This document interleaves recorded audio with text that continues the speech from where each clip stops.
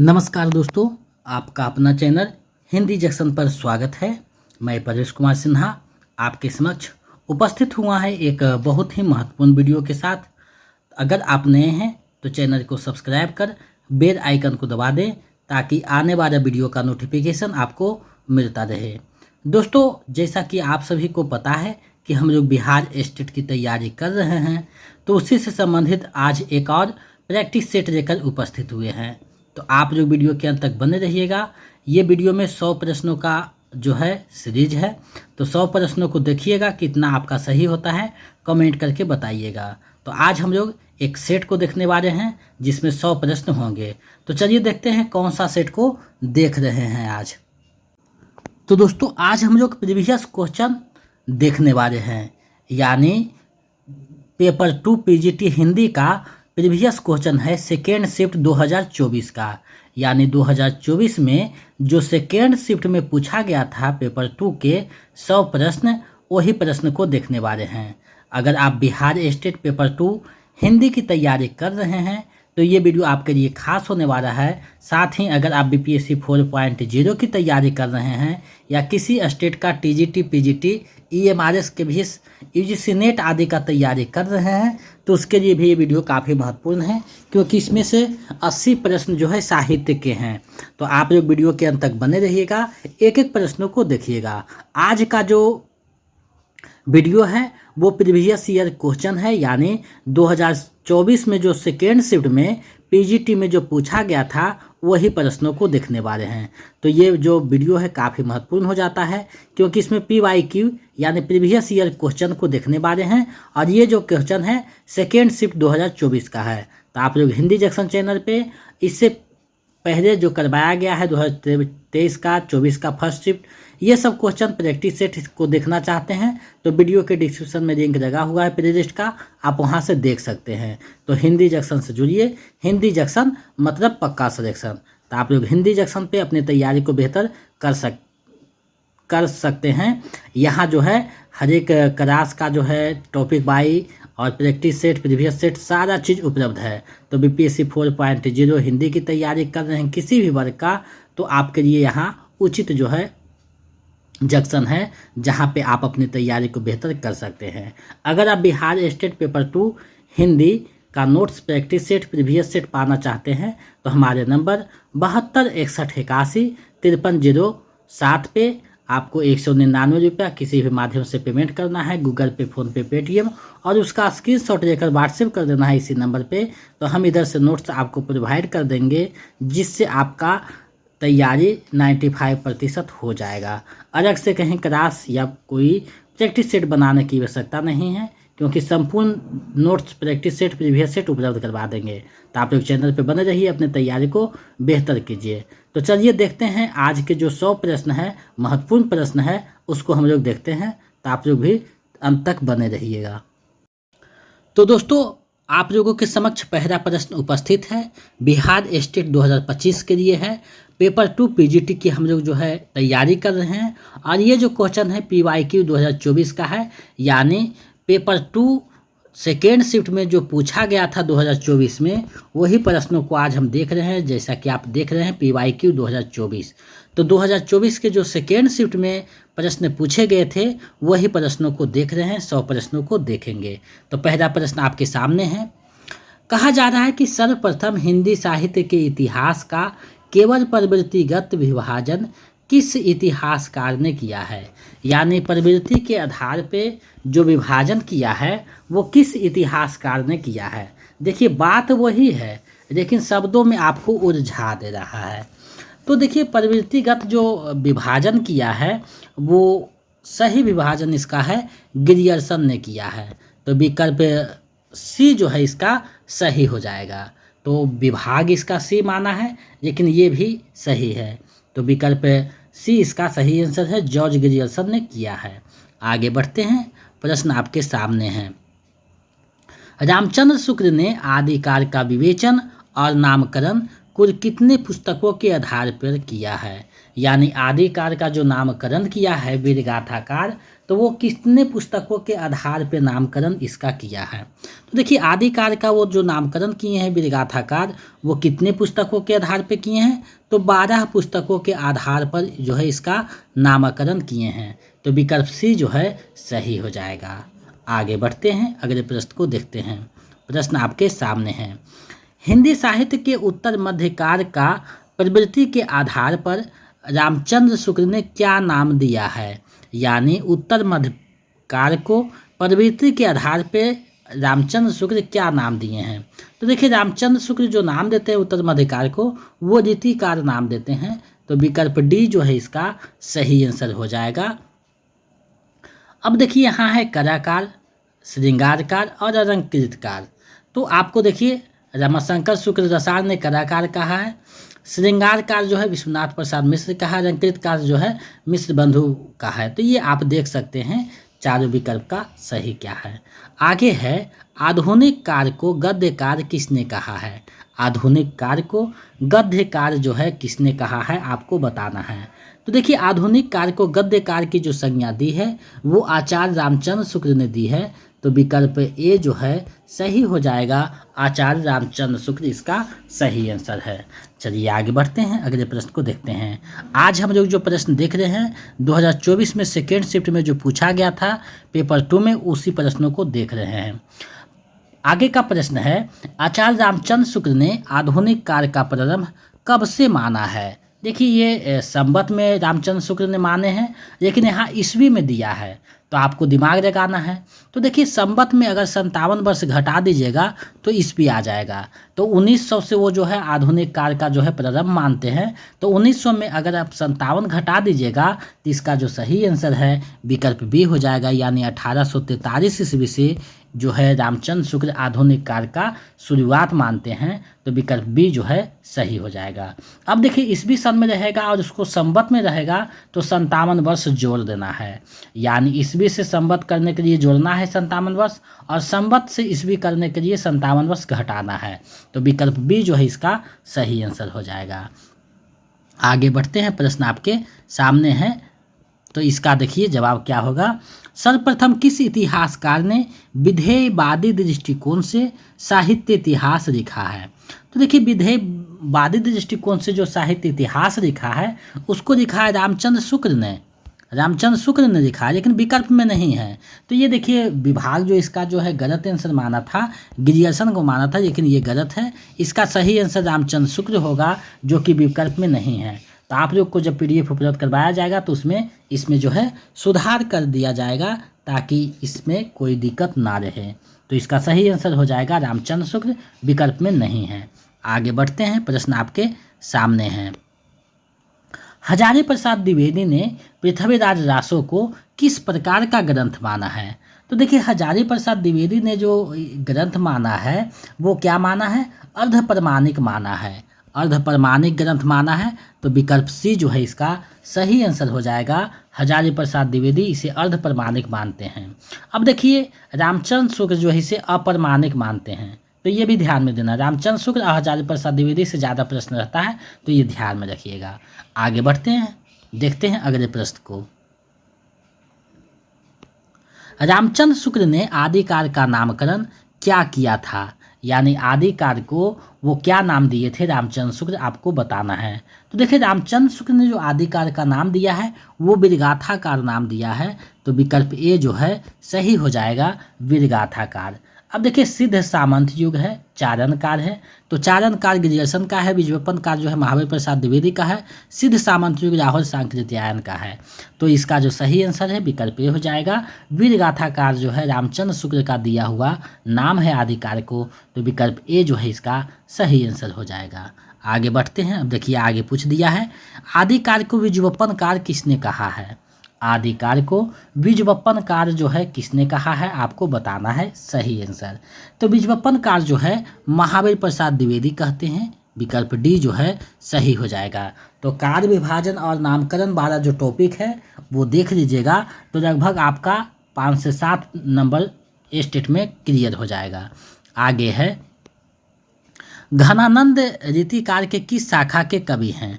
तो घनानंद जो हैं वो किस शाखा के कवि हैं आपको बताना है। तो देखिए रीतिबद्ध में केशवदास, भूषण, मतीराम ये सब आते हैं। रीतिसिद्ध में जो है बिहारी आते हैं और रीति मुक्त में जो है घनानंद, आरम, बोधा ठाकुर ये सब आते हैं। तो विकल्प सी जो है इसका सही आंसर हो जाएगा, यानी घनानंद जो है रीतिकार के रीति मुक्त धारा के कवि हैं। तो विकल्प सी इसका सही आंसर हो जाएगा। आगे बढ़ते हैं, प्रश्न को देखते हैं। भूषण किस रस के कवि हैं? देखिए भूषण जो है रीतिकार के कवि हैं। तो आपको देखना है कि रीतिकार में जो है श्रृंगार का जो है ज़्यादा प्रयोग हुआ है, तो श्रृंगार रस का तो ज़्यादा सभी प्रयोग किया है, लेकिन भूषण ने जो है श्रृंगार से हट करके विचार लिखा है, यानी वीर रस का जो है खूब जोर से अपनी रचनाओं में प्रयोग किया है। तो विकल्प ए है जो सही हो जाएगा, यानी भूषण जो है वीर रस के कवि हैं। विकल्प ए जो है सही हो जाएगा। आगे बढ़ते हैं, अगले प्रश्न को देखते हैं, सामने है। काशी नागरी प्रचारणी सभा द्वारा हिंदी साहित्य का बृहत इतिहास कितने खंडों में प्रकाशित किया गया? तो बृहत इतिहास जो काशी नागरी प्रचारणी सभा से निकली थी, वो कितने जो है खंडों में प्रकाशित हुआ था? तो ये जो है 16 खंडों में भी प्रकाशित किया गया था। विकल्प सी जो है सही हो जाएगा। तो आप देख रहे हैं कि बहुत सारे प्रश्न हैं जो हूबहू पिछले साल के प्रश्न हैं और उसको जो है दोहरा दिया गया है। तो आपको जितने भी प्रीवियस ईयर क्वेश्चन उपलब्ध करवाए गए हैं, बताए गए हैं, उसको अच्छे से 2-3 बार 4 बार देख लीजिए, क्योंकि 10 से 12 नंबर आपका वहीं से रहेंगे। तो जब अच्छे से देखे रहिएगा तो आपका दिक्कत नहीं होगा। आगे बढ़ते हैं, प्रश्न आपके सामने हैं। हिंदी साहित्य की भूमिका ग्रंथ का लेखक कौन है? हिंदी साहित्य की भूमिका जो है वो किनका ग्रंथ है आपको बताना है। तो देखिए ये जो ग्रंथ है ये आचार्य हजारी प्रसाद द्विवेदी जी का ग्रंथ है। तो विकल्प बी जो है सही हो जाएगा, यानी आचार्य हजारी प्रसाद द्विवेदी का है हिंदी साहित्य की भूमिका। तो विकल्प बी इसका सही हो जाएगा। आगे बढ़ते हैं, आगे देखते हैं प्रश्न को। अब देखिए प्रश्न सामने है। हिंदी साहित्य के इतिहास लेखन से पूर्व किस प्रसिद्ध ग्रंथ में हिंदी के विभिन्न कवियों के जीवन वृत्त एवं कृतित्व का परिचय मिलता है? तो हिंदी साहित्य के इतिहास लेखन से पूर्व किसमें जो है कवियों का जो है परिचय और कृतित्व का परिचय मिलता है, ये आपको बताना है। तो ये जो मिलता है 84 वैष्णवन की वार्ता, जो गोकुलनाथ की रचना है। तो विकल्प सी जो है सही हो जाएगा। अब देखिए रामचरितमानस है तो तुलसीदास की रचना है। बीजक जो है कबीर के वाणियों का संग्रह है। कीर्तिलता जो है विद्यापति की रचना है। तो विकल्प सी इसका सही आंसर हो जाएगा। आगे बढ़ते हैं, प्रश्न सामने है। अंधेर नगरी नाटक के रचयिता कौन है? तो आप लोग बहुत प्रसिद्ध है अंधेर नगरी, चौपट राजा, टकेशेर, भाजी टकेशेर, खाजा। तो ये अंधेर नगरी जो नाटक है उसके रचयिता कौन है? तो ये जो नाटक है ये भारतेंदु हरिश्चंद्र के द्वारा लिखा गया है, अंधेर नगरी। तो विकल्प ए जो है सही हो जाएगा। अंधेर नगरी नाटक के रचयिता भारतेंदु हरिश्चंद्र जी हैं। विकल्प ए सही हो जाएगा। अब देखिए एक करुणालय जो है जयशंकर प्रसाद का नाट्य काव्य है। तो ये ध्यान में रखिएगा। आगे है आंसू रहर झरना, यानी झरना आंसू रहर काव्य संग्रह के रचयिता कौन हैं? तो झरना आंसू रहर जो काव्य संग्रह है उसके रचयिता जयशंकर प्रसाद जी हैं। तो विकल्प ए जो है सही हो जाएगा। इनकी एक और रचना है कामायनी, जो एग्जाम में देखने को मिलता है। तो कामायनी भी इन्हीं की रचना है। तो विकल्प ए जो है सही हो जाएगा। अब देखिए यहाँ जयशंकर प्रसाद है, सुमित्रानंदन पंत है, सूर्यकांत त्रिपाठी निराला है और महादेवी वर्मा है। तो ये जो चारों हैं छायावाद के 4 प्रमुख स्तंभ हैं। तो चारों जो हैं छायावादी कवि हैं, ये भी ध्यान में रखना है। और छायावाद का जो समय है 1918 से 1936 तक चलता है, ये थोड़ा सा ध्यान में रखना है। आगे बढ़ते हैं, प्रश्न को देखते हैं, प्रश्न क्या कहता है। काव्य रचना की मय शैली अथवा उत्तम शैली किस युग की एक प्रमुख प्रवृत्ति है? तो देखिए काव्य रचना की जो मय शैली है और उत्तम पुरुष शैली है वो किस युग की एक प्रमुख प्रवृत्ति है? तो ये जो प्रवृत्ति रहा है ये छायावाद में रहा है, यानी छायावाद में खुद को जो है प्रस्तुत करते हुए लिखा गया है काव्य को। तो विकल्प सी जो इसका है सही आंसर हो जाएगा। आगे बढ़ते हैं, प्रश्न को देखते हैं। निम्न में से किस कवि का वास्तविक अथवा आरंभिक नाम वैद्यनाथ मिश्र है? तो देखिए वैद्यनाथ मिश्र जो नाम है वो किनका नाम है आपको बताना है। तो ये जो नाम है नागार्जुन जी का है, यानी विकल्प ए जो है सही हो जाएगा नागार्जुन। अब देखिए यहाँ नागार्जुन है, केदारनाथ अग्रवाल है, शिवमंगल सिंह सुमन और त्रिलोचन हैं। तो चारों जो कवि हैं वो प्रगतिवादी कवि हैं, ये भी ध्यान में रखना है। आगे है प्रगतिवादी काव्य का जो समय सीमा है इनमें से क्या है, यानी प्रगतिवादी जो काव्य की समय सीमा है तो कब से कब तक प्रगति काव्य जो है उसका सीमा माना गया है, आपको बताना है। तो देखिए प्रगतिवादी काव्य के जो समय सीमा है वो 1936 से 1943 तक जो है वो सर्वमान्य है, और बहुत सारे रचनाकारों ने विद्वानों ने माना है अपने अपने तरीके से, लेकिन सर्वमान्य जो है वो 1936 से 1943 तक जो है प्रगतिवादी काव्य का जो है समय सीमा है। तो विकल्प सी इसका सही आंसर हो जाएगा। आगे देखिए आया है प्रश्न, इनमें से कौन सा कवि तार सप्तक का कवि नहीं है। तो देखिए तार सप्तक का कवि नहीं है, आपको बताना है। तो इसमें जो नहीं है वो आपको देखना है। तो धर्मवीर भारती जो है तार सप्तक के नहीं है, यानी पहला सप्तक के नहीं है। अब देखिए भारत भूषण अग्रवाल, मुक्तिबोध और नेमिचंद, अज्ञेय है, गिरजा कुमार माथुर है, रामविलास शर्मा है। तो ये सब जो है तार सप्तक के कवि हैं, लेकिन धर्मवीर भारती नहीं है तार सप्तक की, ये आगे के सप्तक के कवि हैं। तो विकल्प डी सही हो जाएगा। आगे बढ़ते हैं, आगे प्रश्न आपके सामने है, अंधा युग किसकी रचना है। अंधा युग जो नाट्य काव्य है वो किसकी रचना है, आपको बताना है। तो अंधा युग जो रचना है वो धर्मवीर भारती जी का है। तो विकल्प सी जो है सही हो जाएगा। अंधा युग धर्मवीर भारती की रचना है, विकल्प सी सही हो जाएगा। आगे बढ़ते हैं, प्रश्न सामने है, गिर्रु कहानी की लेखिका कौन है।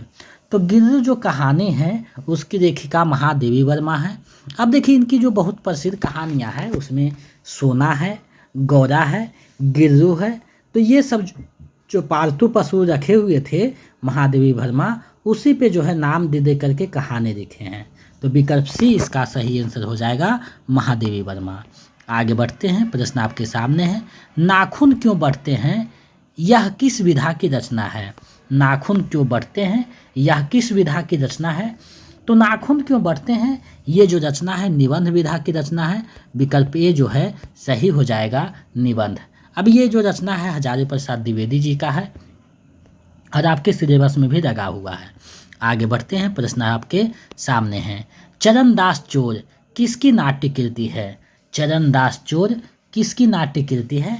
तो ये जो नाट्य कृति है हबीब तनवीर जी का है। तो विकल्प ए जो है सही हो जाएगा। अब इनका एक नाटक है आगरा बाजार, हबीब तनवीर का है, जो यूजीसी नेट के सिलेबस में लगा हुआ है, तो वो भी अच्छा नाटक है। तो विकल्प ए जो है सही हो जाएगा। आगे बढ़ते हैं, प्रश्न आपके सामने है, भारतेंदु युग की केंद्रीय विधा क्या है। भारतेंदु युग की जो केंद्रीय विधा है वो क्या है, आपको बताना है। तो देखिए भारतेंदु युग की जो केंद्रीय विधा है वो नाटक रहा है, नाटकों का ज़्यादा उत्कर्ष वहाँ पे हुआ है। तो विकल्प बी जो है सही हो जाएगा, नाटकों का जो है केंद्रीय विधा है। आगे बढ़ते हैं, प्रश्न आपके सामने है, आवारा मसीहा इनमें से किस साहित्यकार की जीवनी है। आवारा मसीहा इनमें से किस साहित्यकार की जीवनी है, आपको बताने हैं। तो देखिए आवारा मसीहा जो जीवनी है बहुत प्रसिद्ध है, हमेशा एग्जाम में देखने को मिलता है। तो ये शरद चंद्र चटर्जी का जो है जीवनी है इसमें, और इसको लिखने वाले जो हैं वो विष्णु प्रभाकर हैं। तो विष्णु प्रभाकर लिखे हैं और ये जीवनी जो है शरद चंद्र चटर्जी के जीवन पर आधारित है। तो विकल्प डी जो है सही हो जाएगा। आगे बढ़ते हैं, प्रश्न आपके सामने है, महादेवी वर्मा ने किस रेखाचित्र में कल्पवास की स्मृतियों को अभिव्यक्त किया है। यानी कल्पवास का जो स्मृति था उसको किस रेखाचित्र में अभिव्यक्त किया है, आपको बताना है। तो ये जो अभिव्यक्त किया है वो ठकुरी बाबा उनका जो रेखाचित्र है उसमें अभिव्यक्त किया है, विकल्प ए जो है वो सही हो जाएगा। आगे बढ़ते हैं, प्रश्न आपके सामने है, आवारा मसीहा औपन्यासिक जीवनी किसके जीवन पर आधारित है। देखिए आगे भी ये प्रश्न आ चुका है, दोबारा पूछा गया है। तो आवारा मसीहा बहुत प्रसिद्ध जीवनी है, आपको कहीं ना कहीं एग्जाम में हमेशा देखने को मिलता है। तो आवारा मसीहा जो जीवनी है वो शरद चंद्र चटर्जी पे जीवन पर आधारित है जीवनी है, और इसके रचनाकार जो हैं वो विष्णु प्रभाकर हैं। तो विष्णु प्रभाकर इसके रचनाकार हैं। तो विकल्प ए जो है इसका सही आंसर हो जाएगा, यानी ये जो जीवनी है वो शरतचंद्र जी के जीवन पर आधारित है। तो विकल्प ए सही हो जाएगा। आगे है बोरती प्रतिमा किसकी रचना है। बोरती प्रतिमा किसकी रचना है आपको बतानी है। तो बोरती प्रतिमा जो रचना है वो श्री राम शर्मा जी का है। विकल्प सी जो है सही हो जाएगा। बोरती प्रतिमा श्री राम शर्मा का है। आगे बढ़ते हैं, प्रश्न आपके सामने हैं। आप लोग वीडियो के अंत तक बने रहिएगा। 100 प्रश्नों को इसमें हम लोग देखने वाले हैं, तो आप लोग अंत तक रहिएगा ताकि आपका जो है कहीं से कोई गलत ना हो और अच्छे से आप लोग तैयारी करते रहें। और हम कोशिश कर रहे हैं कि आपका 12 तारीख तक स्टेट पेपर 2 का और 8-9 तारीख तक स्टेट पेपर 1 का क्लास समाप्त किया जाए, ताकि आप जो है उसका रिवीजन कर लें। रोकदेव नेहरू संस्मरण के रचयिता कौन है। रोकदेव नेहरू के जो संस्मरण है उसके रचयिता कौन है। तो ये जो रचना है आपको बताना है कि इनकी रचना है। देखिए ये जो रचना है रामधारी सिंह दिनकर की रचना है। विकल्प सी जो है सही हो जाएगा। रोकदेव नेहरू जो संस्मरण है वो रामधारी सिंह दिनकर की रचना है। तो विकल्प सी जो है सही हो जाएगा, क्योंकि जब राज्यसभा में ये रामधारी सिंह दिनकर गए थे तो जवाहरलाल नेहरू से इनका अच्छा दोस्ताना था, जिसके कारण जो है राज्यसभा से इनका जो है टिकट भी दिया गया था, राज्यसभा के सदस्य बने थे। तो विकल्प सी जो है सही हो जाएगा। आगे बढ़ते हैं, प्रश्न आपके सामने हैं। बादशाह दर्पण जीवनी साहित्य के लेखक कौन हैं। तो बादशाह दर्पण जो जीवनी साहित्य है उसके रचनाकार भारतेंदु हरिश्चंद्र जी हैं। तो विकल्प बी जो है सही हो जाएगा, यानी बादशाह दर्पण जो है भारतेंदु हरिश्चंद्र की रचना है। विकल्प बी जो है सही हो जाएगा। आगे बढ़ते हैं, प्रश्न आपके सामने हैं। किस स्त्री रचनाकार ने हम हसमत लिखकर संस्मरण विधा को एक नया आयाम दिया है। तो देखिए हम हसमत जो रचना है बहुत प्रसिद्ध है, संस्मरणात्मक रचना है, और ये जो रचना है वो कृष्णा सोबती जी का रचना है। तो विकल्प बी जो है सही हो जाएगा। अब देखिए कृष्णा सोबती को 2017 में जो है ज्ञानपीठ पुरस्कार भी दिया गया था। तो विकल्प बी जो है इसका सही आंसर हो जाएगा। कृष्णा सोबती की रचना है। जिंदगी नामा इनका प्रसिद्ध रचना है, उपन्यास है जो यूजीसी नेट के सिलेबस में लगा हुआ है। तो विकल्प बी सही हो जाएगा। आगे बढ़ते हैं, देखते हैं अगले प्रश्न को। किस रचनाकार ने पथ के साथी में अपने समकालीन साहित्यकारों के रेखाचित्र प्रस्तुत किए हैं। तो किस रचनाकार ने किया है आपको बताना है। तो ये जो प्रस्तुत किए हैं वो महादेवी वर्मा जी किए हैं। विकल्प सी जो है सही हो जाएगा। तो ये सारे क्वेश्चन जो देख रहे हैं आप अगर मेरा नोट्स पढ़े होंगे तो आपको हूबहू जो है प्रश्न देखने को मिल रहा होगा। तो बहुत सारे ऐसे प्रश्न हैं, अगर देखा जाए तो 80% प्रश्न नोट्स से आए हैं, और जो नोट्स पढ़ा उन सभी का रिजल्ट हुआ है। तो 100% बच्चों का स्टेट में रिजल्ट होता है हिंदी जंक्शन के माध्यम से। उसने कहा था कहानी पहली बार कब प्रकाशित हुई। उसने कहा था कहानी पहली बार कब प्रकाशित हुई आपको बताना है। तो देखिए उसने कहा था जो कहानी पहली बार प्रकाशित होती है 1915 में प्रकाशित होती है। ये चंद्रधर शर्मा गुलेरी जी की रचना है। तो विकल्प डी जो है सही हो जाएगा। उसने कहा था जो आपके सिलेबस में लगा हुआ है। आगे बढ़ते हैं, देखते हैं अगले प्रश्न को। प्रश्न है उसने कहा था कहानी का प्रमुख पुरुष पात्र कौन है। तो देखिए उसने कहा था जो कहानी है उसका प्रमुख जो पुरुष पात्र है वो रहना सिंह है। तो विकल्प डी जो है सही हो जाएगा, रहना सिंह। बाकी बोधा सिंह, किरत सिंह, वजीरा सिंह जो है वो इसी नाटक के पात्र हैं। तो विकल्प डी जो है इसका सही आंसर हो जाएगा। आगे बढ़ते हैं, प्रश्न आपके सामने हैं। तेरी कुड़माई हो गई किसने पूछा था। तेरी कुड़माई हो गई किसने पूछा था। बाद में जो है दौड़ कर चली जाती है धत कहकर, तो वो लड़की चली जाती है और उसको पूछा था कौन। तो बचपन में जो है रहना सिंह पूछता है एक 8 साल के लड़की के साथ, जब 12 बरस का ये रहता है। तो विकल्प सी जो है सही हो जाएगा, रहना सिंह ने पूछा था। आगे बढ़ते हैं, प्रश्न को देखते हैं। पंचराइट कहानी का प्रमुख पात्र कौन है। तो पंचराइट जो कहानी है उसका जो प्रमुख पात्र है गोधन है। विकल्प सी जो है सही हो जाएगा। पंचराइट कहानी के पात्र जो है गोधन है प्रमुख, और ये जो है फणीश्वर नाथ रेणु जी की प्रसिद्ध रचना है यानी कहानी है जो आपके सिलेबस में लगा हुआ है। तो विकल्प सी जो है सही हो जाएगा। अब देखिए रहना सिंह जो आया है वो उसने कहा था कहानी का पात्र है प्रमुख। हरकू जो है पूस की रात कहानी का प्रमुख पात्र है। नरेंद्र जो है कानों में कंगना कहानी का प्रमुख पात्र है। तो ये भी ध्यान में रखिएगा क्योंकि हो सकता है अगली बार ये चारों में से प्रश्न पूछ दे। तो आपको अच्छे से तैयारी करके जाना है और हम जो है आपका एकदम सटीकता से तैयारी करवा रहे हैं ताकि कहीं से कोई दिक्कत ना हो और समय समय पे जो आवश्यकता है वो चीज़ हम देने का एक छोटा सा प्रयास कर रहे हैं। फणीश्वर नाथ रेणु किस प्रकार के कथाकार हैं? तो फणीश्वर नाथ रेणु जो हैं वो आंचलिक कथाकार हैं यानी इनकी जो रचनाएं हैं उसमें आंचलिक कथा और उपन्यास जो है इनका है। तो विकल्प ए जो है सही हो जाएगा आंचलिक, यानी विकल्प ए सही हो जाएगा। फणीश्वर नाथ रेणु का जन्म 1921 में हुआ था और ये भी ध्यान में रखिएगा इनका प्रसिद्ध जो उपन्यास है मेरा आचर है। आगे बढ़ते हैं, आगे है पति के मृत्यु के पश्चात भगजोगनी किसकी पत्नी बनकर जीती है? ये पिछले बार भी पूछा गया था, इस बार भी पूछा गया है। तो किसकी पत्नी बनकर जीती है आपको बताना है। ये जो है अपने सौतेरे पुत्र की जो है पत्नी बनकर जीती है। विकल्प डी जो है सही हो जाएगा अपने सौतेरे पुत्र की। आगे बढ़ते हैं, अगले प्रश्न को देखते हैं। प्रश्न आपके सामने है, भीष्म साहनी का जन्म कब हुआ था? भीष्म साहनी का जन्म कब हुआ था आपको बताना है। तो 8 अगस्त 1915 को भीष्म साहनी का जन्म हुआ था। विकल्प डी जो है सही हो जाएगा। अब देखिए भीष्म साहनी का जो है चीफ की दावत कहानी आपको पढ़ना है। वहाँ अगर देखे होंगे तो इनका जन्म का जो है चर्चा हम किए थे, वहीं से प्रश्न पूछा गया है।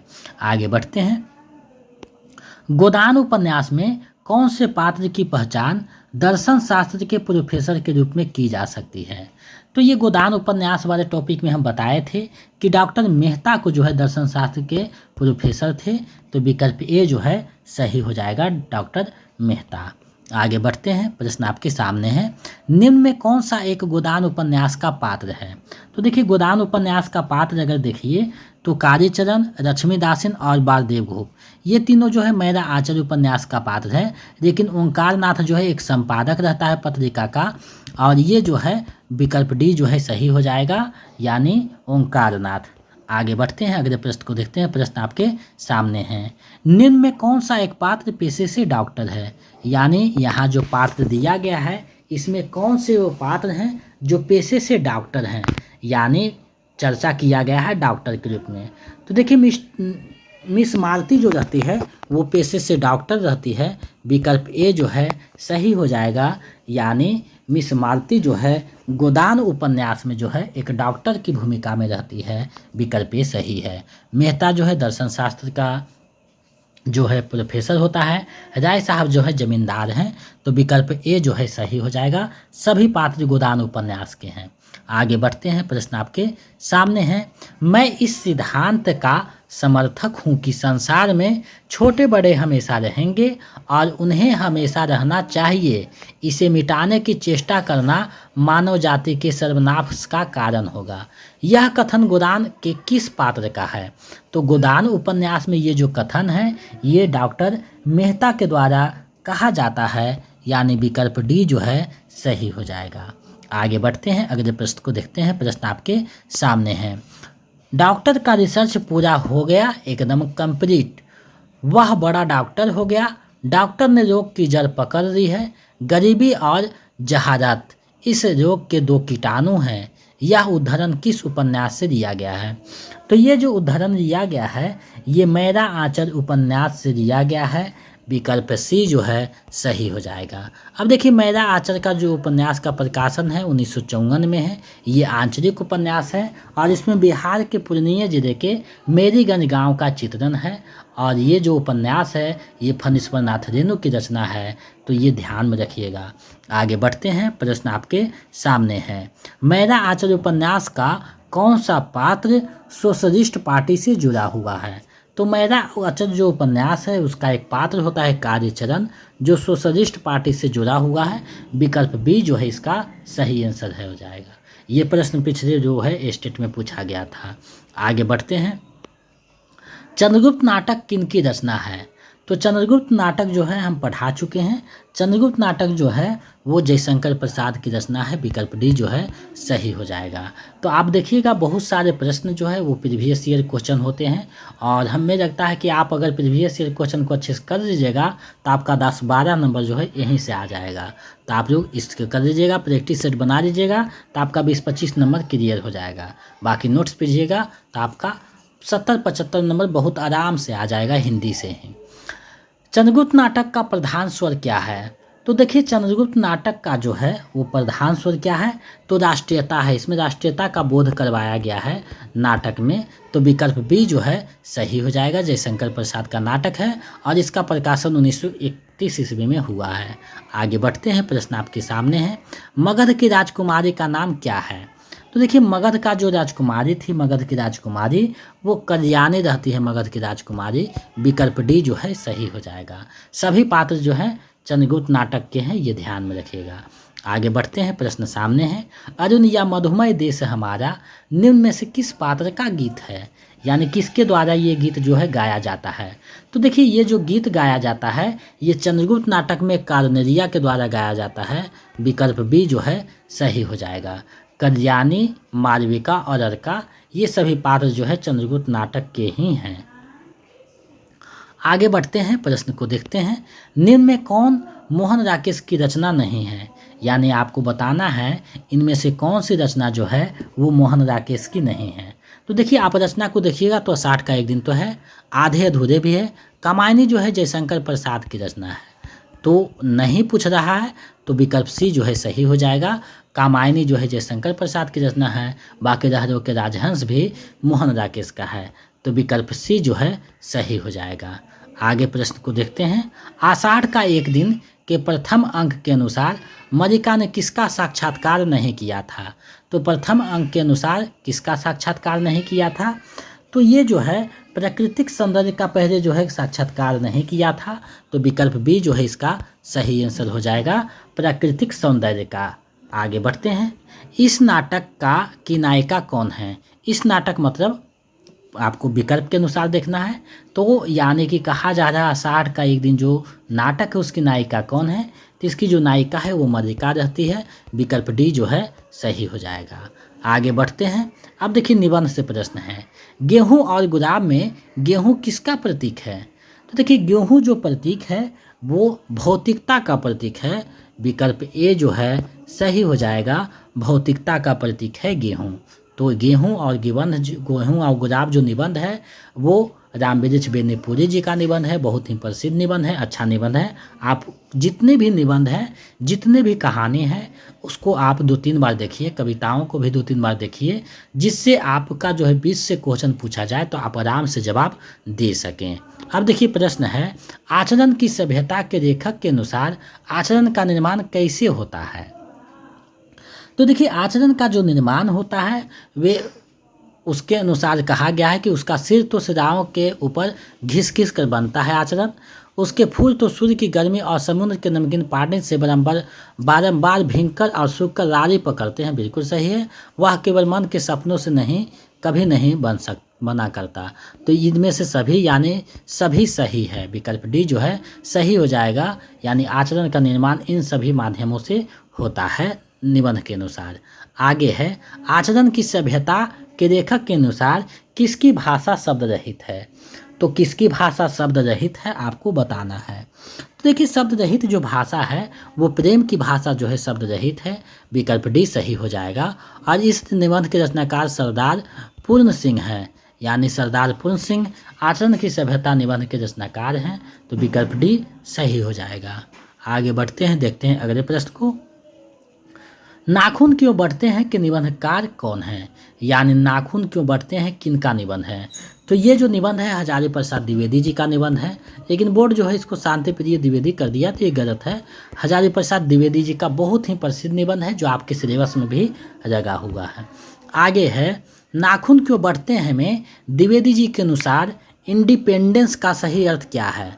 तो इंडिपेंडेंस का सही अर्थ इन्होंने बताया है अनधीनता। अनधीनता, तो अनधीनता बताया है। तो अन यहाँ थोड़ा सा ना टाइपिंग मिस्टेक है, इसको सुधार दिया जाएगा। अनधीनता बताया है। तो विकल्प बी जो है सही हो जाएगा। इंडिपेंडेंस का सही अर्थ अधीनता है, विकल्प बी सही हो जाएगा। आगे बढ़ते हैं। आज हम लोग प्रीवियस ईयर क्वेश्चन 2024 के पीजीटी यानी पेपर 2 के सेकेंड शिफ्ट के प्रश्नों को देख रहे हैं। तो 2024 में सेकेंड शिफ्ट में ये प्रश्न पूछा गया था, तो आप लोग एक एक प्रश्नों को साथ में देखते चल रहे हैं और जल्द ही जो है हम लोग इसको अब ख़त्म करेंगे और उसके बाद जो है प्रैक्टिस सेट करेंगे। तो आप लोग इन तक अंत तक बने रहिएगा, प्रश्नों को देखिएगा। ये जो प्रश्न है आपके लिए काफ़ी उपयोगी है। तो पहला जो प्रश्न था आप देख रहे हैं। अब यहाँ देखिए 59वां प्रश्न है, श्रद्धा का व्यापार है प्रेम का एकांत। अब देखिए खाली स्थान को बताना है। तो श्रद्धा का व्यापार स्थल विस्तृत है, प्रेम का एकांत है।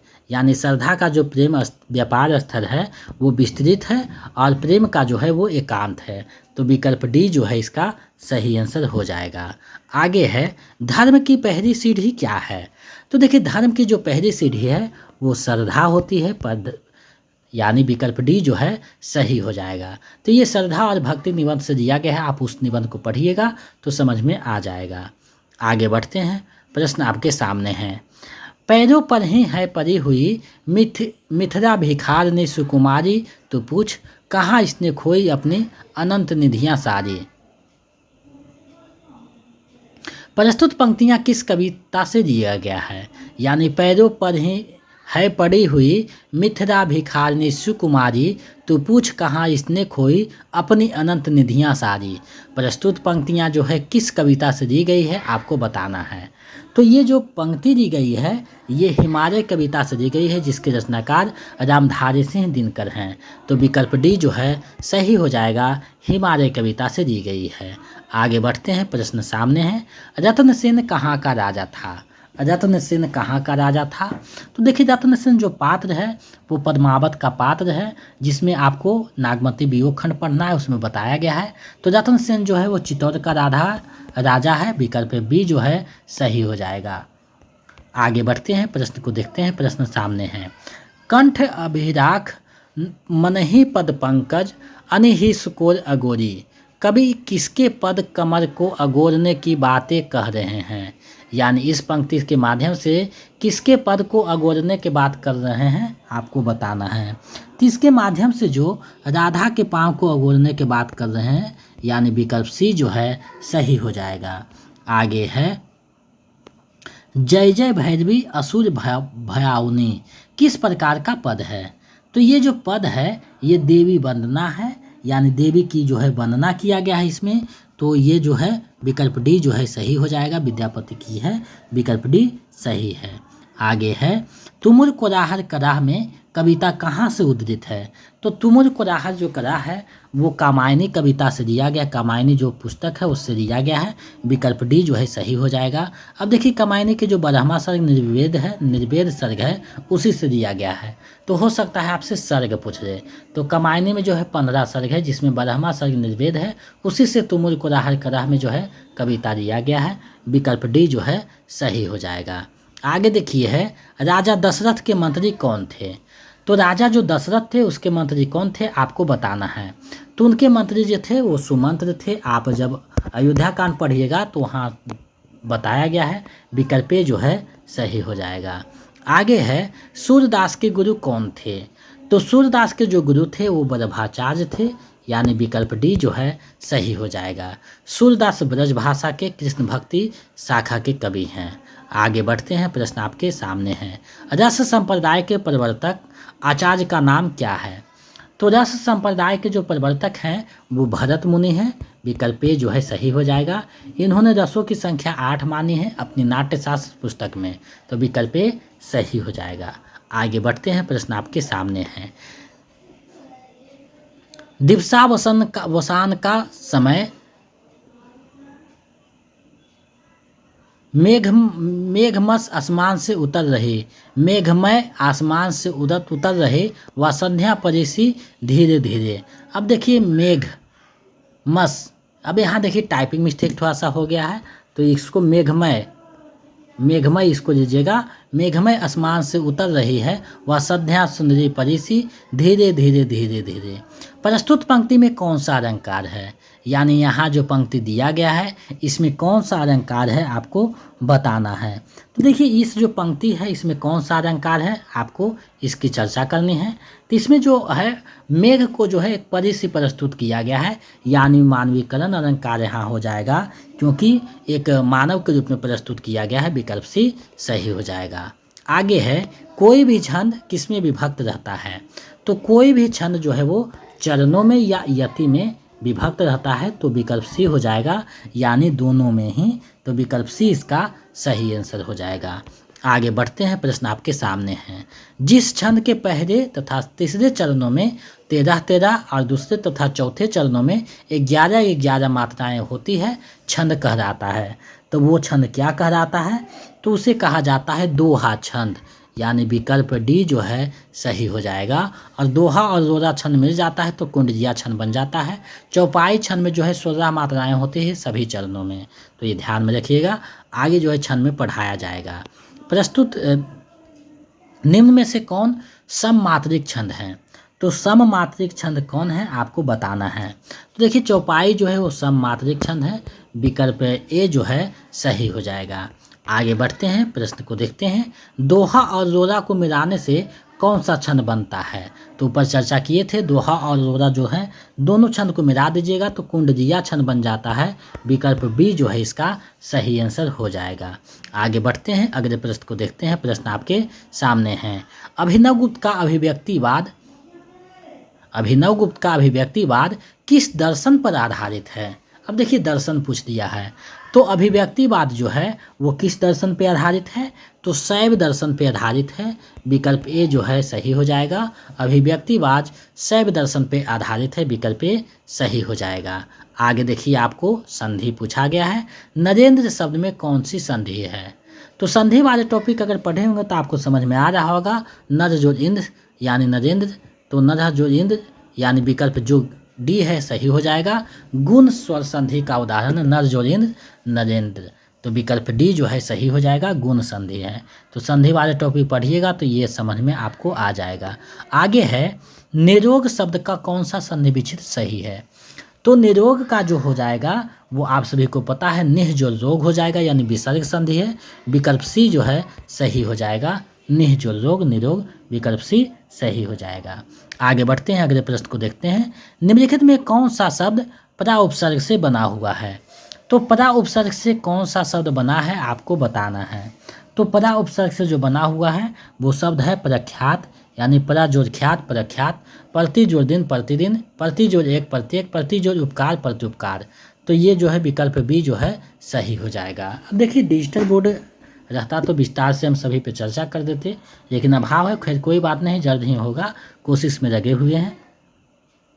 अब देखिए यहाँ है निम्नलिखित में से अरबी फारसी का प्रत्यय कौन सा है, तो अरबी फारसी का प्रत्यय कौन सा है आपको बताना है।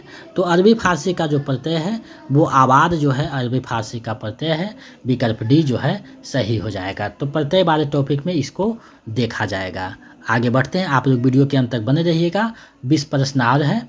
नदी शब्द का समानार्थी शब्द कौन सा है, यानी कौन जो है नदी का समानार्थी है, तो नदी का जो समानार्थी है वो सरिता हो जाएगा, यानी विकल्प डी जो है सही हो जाएगा। सरिता जो है नदी का पर्यायवाची यानी समानार्थी है।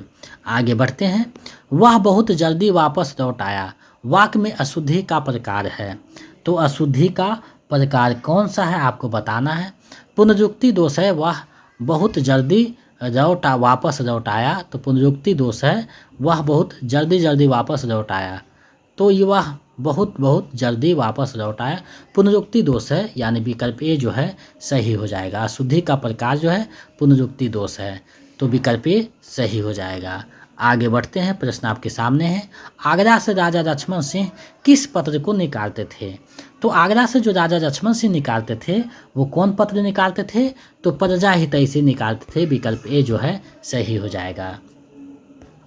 आगे है उन मतवारा का प्रकाशन 1923 ईस्वी में कहाँ से हुआ था, तो मतवारा जो पत्रिका निकला था वो निरारा के द्वारा निकाला गया था कलकत्ता से, यानी विकल्प बी जो है सही हो जाएगा। कलकत्ता से निकला था, विकल्प बी सही हो जाएगा। आगे बढ़ते हैं, देखते हैं अगले प्रश्न को। प्रश्न आपके सामने है, बिहार राष्ट्रभाषा परिषद से कौन सी पत्रिका का प्रकाशन होता है? तो देखिए, बिहार राष्ट्रभाषा परिषद से जो पत्रिका निकलती है वो कौन पत्रिका निकलती है? तो परिषद पत्रिका निकलती है। विकल्प ए सी जो है सही हो जाएगा, परिषद पत्रिका। तो ये पहले भी प्रश्न पूछा गया था, दोबारा पूछ दिया गया है। आगे बढ़ते हैं, बिहार से संबंधित जो भी प्रश्न है उसको ज़्यादा अच्छे से देखिएगा क्योंकि दोहराया जाता है। बाबूराव विष्णु पराडकर किस दैनिक पत्र के संपादक थे? तो ये जो संपादक थे वे किस पत्र के थे? तो आज पत्र के संपादक थे, विकल्प डी सही हो जाएगा। आगे है, डॉक्टर धर्मवीर भारती धर्मयुग का प्रकाशन कहाँ से करते थे? यानी धर्मयुग पत्रिका का प्रकाशन कहाँ से करते थे आपको बताना है। तो ये जो धर्मयुग का प्रकाशन करते थे ये मुंबई से करते थे, विकल्प बी जो है सही हो जाएगा। आगे बढ़ते हैं, प्रश्न को देखते हैं। त्रैमासिक नागफनी का संपादक का नाम क्या है? यानी त्रैमासिक जो नागफनी निकलती है पत्रिका उसके संपादक का नाम क्या है? तो उसके जो संपादक है वे सपना सोनकर हैं, यानी विकल्प ए जो है सही हो जाएगा। तो ये पिछले बार भी पूछा गया था, दोहरा दिया गया है। तो आप जब प्रीवियस ईयर का क्वेश्चन का तैयारी कर लेते हैं तो आपका लगभग 25% तैयारी हो जाता है, यानी लगभग 15 से 20 क्वेश्चन आपको यहीं से रहेंगे। अब देखिए, प्रश्न है, भारत सरकार के प्रकाशन विभाग से छपने वाली हिंदी भाषा की पत्रिका है। ये पिछले बार भी आया था, दोबारा इसको पूछा गया है। तो ये जो है आजकल पत्रिका जो है निकलती है दिल्ली से, विकल्प ए जो है सही हो जाएगा। आगे है, किस रचना पर पहली बार हिंदी में साहित्य अकादमी पुरस्कार मिला था? तो हिंदी में साहित्य अकादमी पुरस्कार जो पहली बार मिला था, हिम तरंगिणी जो माखनलाल चतुर्वेदी की रचना है उसी पे मिला था, विकल्प सी जो है सही हो जाएगा। गोदान मुंशी प्रेमचंद का है, उर्वशी जमधारी सिंह दिनकर की रचना है। आगे बढ़ते हैं, अगले प्रश्न को देखते हैं। निम्न में से किस रचना को साहित्य अकादमी पुरस्कार प्राप्त हुआ? तो देखिए, साहित्य अकादमी पुरस्कार जो प्राप्त हुआ वो करम का सिपाही जो अमृत राय की रचना है, तो विकल्प ए जो है सही हो जाएगा। करम का सिपाही, विकल्प ए सही हो जाएगा। गबन और कर्मभूमि जो है मुंशी प्रेमचंद की रचना है। आगे है, रामधारी सिंह दिनकर को किस रचना के लिए ज्ञानपीठ पुरस्कार मिला था? तो देखिए, रामधारी सिंह दिनकर को जो ज्ञानपीठ पुरस्कार मिला है वो उनकी रचना को आप देखें, नाम सुने होंगे, उर्वशी के लिए दिया गया है, यानी विकल्प ए जो है सही हो जाएगा। 1972 में इन्हें दिया जाता है, विकल्प ए सही हो जाएगा। आगे देखिए, राजेंद्र यादव हंस कथा सम्मान 2022 से किस कहानी को संपादित किया गया? तो देखिए, ये जो है बिल्कुल नई तरीका से प्रश्न पूछा गया है। तो इस बार जब हम क्लास करेंगे पुरस्कार और सम्मान को तो ऐसे जो टॉपिक हैं उसको भी देख लेंगे ताकि आपका एक एक प्रश्न जो है झोली में जा सके। तो हम जो है कोशिश कर रहे हैं कि आपका संपूर्ण तैयारी जो है हो जाए, और हम बहुत मेहनत करके चीज़ों को इकट्ठा करते हैं और आप जो है सहयोग कर रहे हैं, यही बहुत बात है। तो हम दोनों मिल करके एग्ज़ाम को करेक्ट करेंगे। हम कुछ आपको जो है मार्गदर्शन देते हैं, आप उसका पालन कीजिएगा और चीज़ों को इकट्ठा कर देंगे, तो आप उसको पढ़ लीजिएगा 2-3 बार, आपका रिजल्ट हो जाए। तो देखिए, ये जो कहानी जो है, एक चट्टान गिरती है खामोशी के नींद में, उसको जो है दिया गया है, विकल्प सी सही हो जाएगा। आगे है, हिंदी साहित्य के किस रचनाकार को बुकर पुरस्कार उसके उपन्यास के अंग्रेजी अनुवाद के लिए दिया गया? तो अंग्रेजी अनुवाद के लिए दिया गया है, किसके लिए दिया गया है? तो गीतांजलि श्री को दिया गया है, यानी रेत समाधि में जो उनका उपन्यास है उसी के लिए, तो अनुवाद के लिए दिया गया है, विकल्प बी जो है सही हो जाएगा। आगे है, रेत समाधि उपन्यास का अंग्रेजी अनुवाद किसने किया है? तो इसका जो अंग्रेजी अनुवाद किया है ये डेजी डॉकबेर किया है, यानी विकल्प ए जो है सही हो जाएगा, डेजी डॉकबेर। तो ये नए तरीका के प्रश्न था। तो कोई भी प्रश्न सेट में 2-4 प्रश्न ऐसे होते हैं जो समझ से परे होते हैं, बिल्कुल नए होते हैं, तो ऐसे प्रश्नों में उलझना नहीं है, आपको तुक्का लगा के छोड़ देना है। देवनागरी लिपि का विकास किस लिपि से हुआ? तो देखिए, देवनागरी जो लिपि है उसका विकास ब्राह्मी लिपि से हुआ है, विकल्प बी जो है सही हो जाएगा, यानी देवनागरी लिपि का विकास ब्राह्मी लिपि से हुआ है। आगे बढ़ते हैं, प्रश्न है, राजभाषा अधिनियम 1976 के अनुसार भाषा को कितने क्षेत्रों में बांटा गया है? तो देखिए, भाषा को जो बांटा गया है वो 3 क्षेत्रों में बांटा गया है, क ख ग ABC में, यानी विकल्प ए जो है सही हो जाएगा। आगे प्रश्न है, इनमें से कौन सी शब्द राष्ट्रभाषा में नहीं है? यानी राष्ट्रभाषा के लिए कौन सी शब्द जो है नहीं लिखा गया है, यानी चर्चा नहीं है? तो उसके लिए जो है संवैधानिक भाषा जो है चर्चा नहीं है राष्ट्रभाषा के लिए, तो विकल्प ए जो है सही हो जाएगा। आगे है, भारत की जनसंख्या जो जनगणना है 2011, उसके अनुसार संविधान के जो 8वीं अनुसूची में 22 भाषा है, उसमें जो है न्यूनतम लोगों द्वारा बोली जाने वाली भाषा कौन है? यानी सबसे कम किस भाषा को जो है लोग बोलते हैं?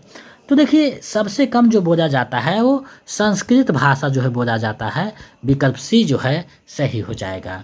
आगे बढ़ते हैं, प्रश्न को देखते हैं। प्रश्न सामने है, कोंकणी की आधिकारिक भाषा है, यानी कहाँ की आधिकारिक भाषा है आपको बताना है। तो कोंकणी जो आधिकारिक भाषा है वो कहाँ की भाषा है? तो ये जो है दमन और दीव की आधिकारिक भाषा है, विकल्प सी जो है सही हो जाएगा।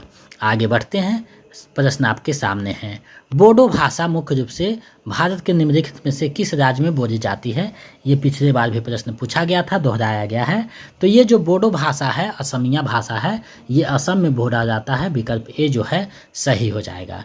चलिए इस वीडियो का अंतिम और 100वां प्रश्न देखते हैं। प्रश्न आपके सामने है, भारत का राष्ट्रीय गीत वंदे मातरम की रचना किस भाषा में की गई है? तो भारत के जो राष्ट्रीय गीत है वंदे मातरम, उसकी रचना किस भाषा में की गई है? तो ये जो की गई है संस्कृत भाषा में रचना की गई है, विकल्प डी सही हो जाएगा।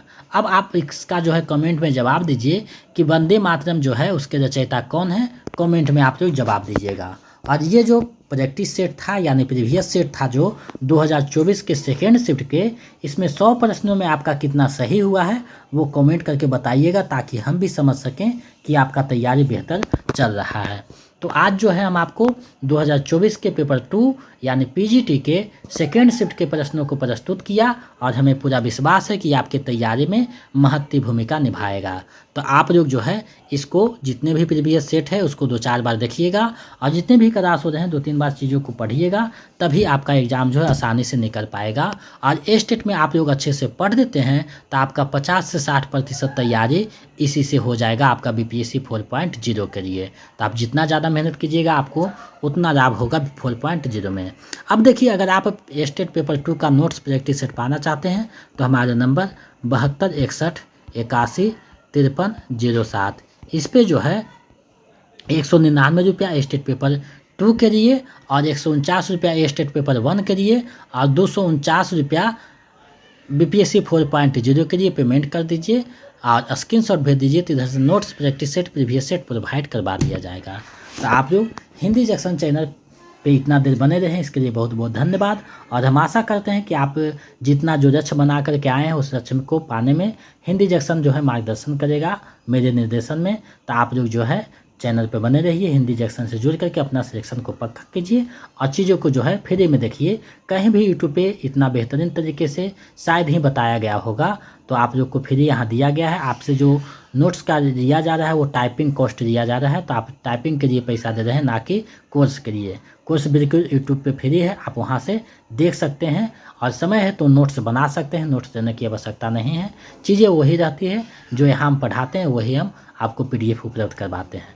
तो आप जैसे समझें, आप योग्य हैं तो आप लिख सकते हैं, नहीं तो परचेज कर सकते हैं पेमेंट टाइपिंग कॉस्ट दे करके। तो आप लोग जो है चैनल पे बने रहिए, अपने तैयारी को बेहतर कीजिए। आपकी सफलता ही हमारी सफलता है। हिंदी जंक्शन के माध्यम से 4000+ बच्चों ने अपने लक्ष्य को प्राप्त किया है, आगे आप भी कर सकते हैं। और हम एक छोटा सा प्रयास कर रहे हैं आपके लक्ष्य को प्राप्त करने में, तो आप जो है चैनल पे बने रहिए। अगर नए हैं तो सब्सक्राइब करके बेल आइकन को दबा दीजिए, ताकि नोटिफिकेशन आपको समय से मिलता रहे। तो आज के लिए बस इतना ही, मिलते हैं नए वीडियो में। जय हिंद।